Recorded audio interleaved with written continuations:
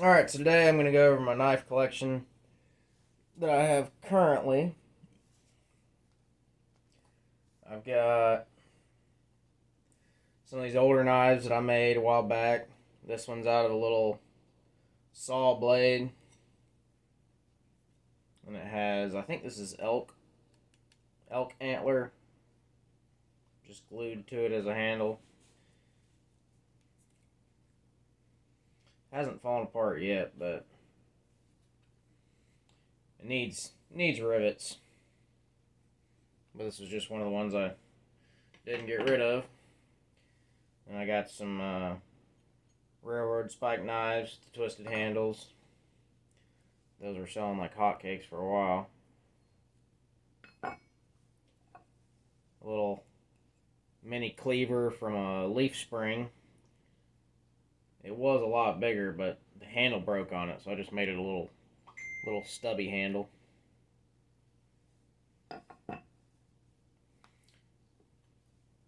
These are always nice little knives. Buck 110 folders. Good long blade. Well built. I got this one.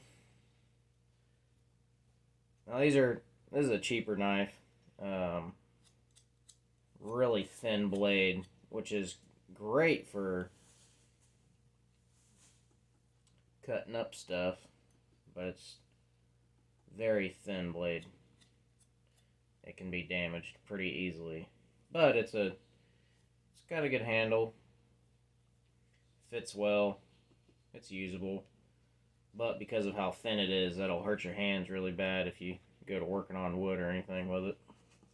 That's a Minimalist titanium. Just a little cheap guy.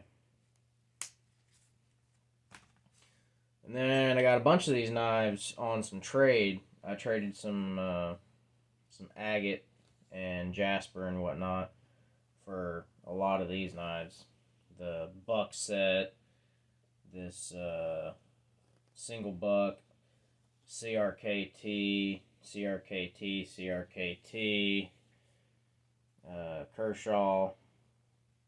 All those were part of that trade deal. It is a little buck hollow ground. It's a little thick, but it's still a usable blade. I put a fresh edge on all these. Some of them had some nicks in them and were a little grimy. And then you got the other little buck. It says USA, but it seems like a cheap Chinese type knife. I just don't think the design's very good. This would be fine for a small child, but my hands, it doesn't fit at all. And it's got a little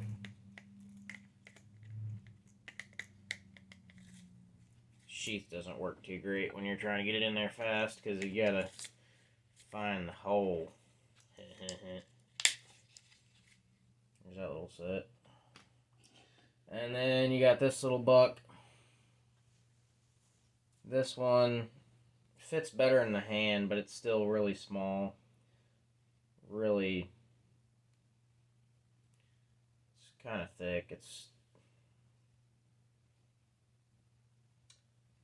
I don't know. I just don't think because of how short the profile is on it, it's just not real usable for a lot of things. But it's sharp. It'd be fine for cutting small stuff. But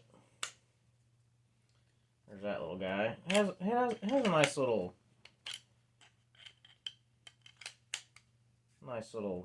sheath to it. It's tactical. And this is my favorite knife out of the whole trade deal. This is a CRKT Hunt and Fish, FISCH. because the designer is L. Fisher. But it's got a very nice ergonomic handle. This is the, what do you call that? Same thing. They all make, all the higher end knives, for the most part, use the same handle material. It's got red liner, G10, I think is what it's called. G10 scales. And then you got the mosaic pins. And the little,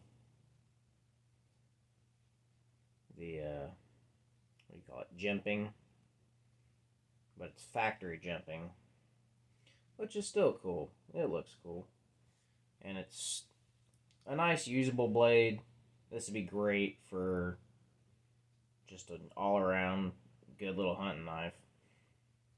I put the 550 cord on it for funsies.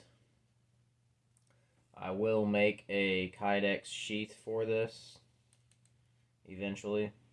I haven't got around to it just yet. But that's a great little knife. They started off a little over $100 for this knife, but they're down to like $50-$60 now. You can get them for brand new. I'd say that's well worth $50-$60 for a factory knife. And then we got this little guy, which is probably only good for killing people. This is a SPEW CRKT. It has a cheap little Kydex holster, which has really good retention. It'd be great for a little neck knife. Or something you could sew onto your boots or something. But this blade is really difficult to sharpen because it's kind of curved a little bit like a hook.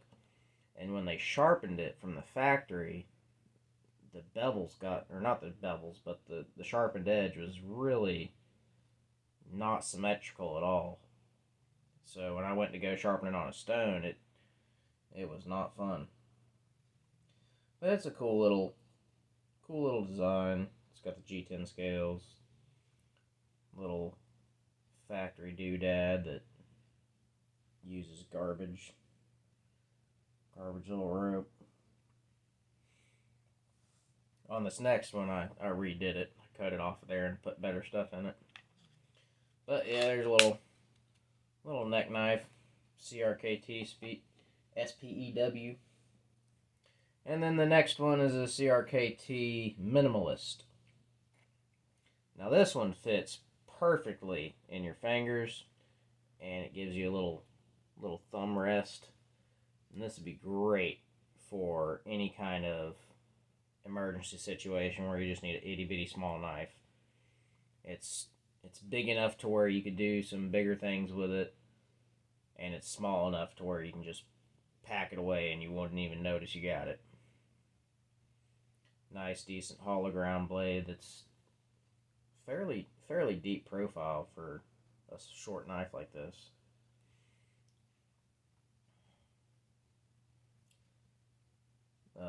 But yeah, I took the guts out of some 550 paracord, and I braided 3 strands of the inner strands together. So that should be, I don't know, whatever the inner strands are. It's 3 of them together. Took me a while to get it through here. That was a chore and a half. But I got it. Made a little square knot in the back. Burned the ends on it. And that way you can put it around your wrist and not have to worry about dropping it. And then I don't know if this was specifically for this one, because it looks like this is a Tanto Sheath, but it fits perfectly. So I would assume they have a couple different models of these guys that use the same handle design. with different blade designs.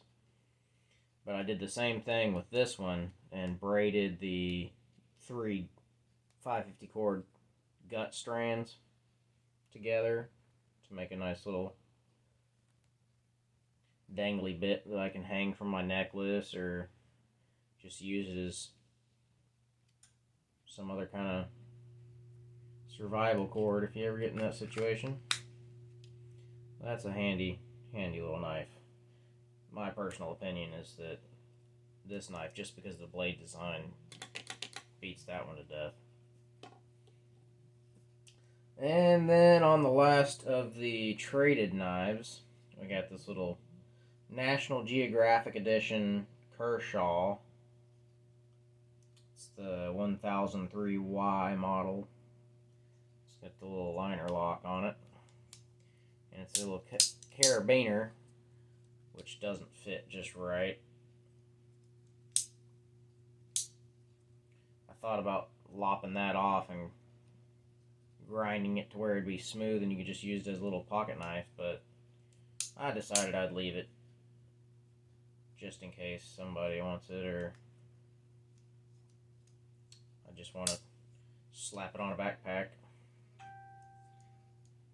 But I don't really like how that latch doesn't fit perfectly. But other than being a kind of cheaper knife, it's a decent blade design, good sharp edge. Can't go wrong with that. This is my favorite work knife. It's a Milwaukee Fastback, and this came with a set of 2, where one was just a regular single blade. But this, you can use it folded in to cut ropes and strings and stuff, which I use a lot when I'm working. But it's pretty quick deployment. It has a very solid, well-designed blade interchange and lock. And the lock has a little bridge where it's fixed right there, so you can't really accidentally release the blade. And then you also have storage for other blades. I think you can fit up to like 5 or 6 blades in here, depending on the thickness of the blades.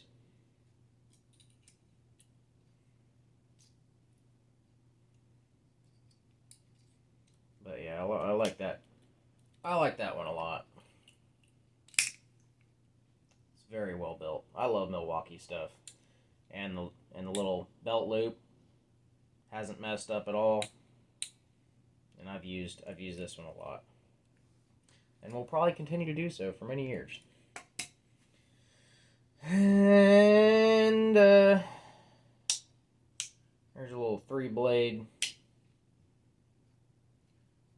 knife. This is a Solingen, Germany steel. It's has this little picture of a cock and a hen on it. And it just says Solingen, Germany. And that's about it. High carbon blades. It was quite crusty when I got it, but I've been using it and cleaning it and trying to knock all the rust off. So it's in a little bit better shape now. I want to eventually scribe my initials or something in here on the little shield. I believe this is real antler for the handle material. So it's probably got some age on it.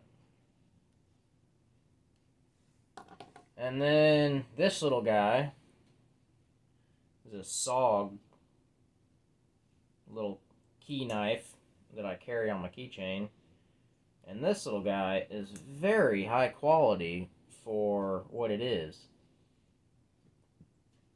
I've had the little cheapo key knives from Walmart that are like $1 or whatever, And this just has great quality.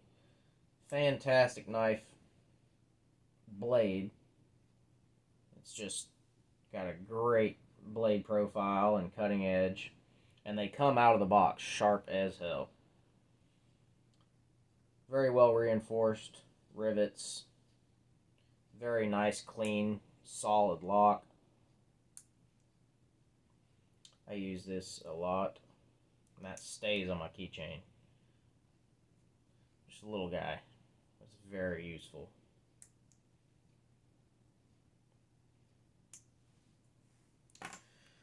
And that's about it for my current collection. I probably have 5 or 10 other knives hidden around all over the place. But that's just it for those. Well, y'all have a good day. I'll see yous later.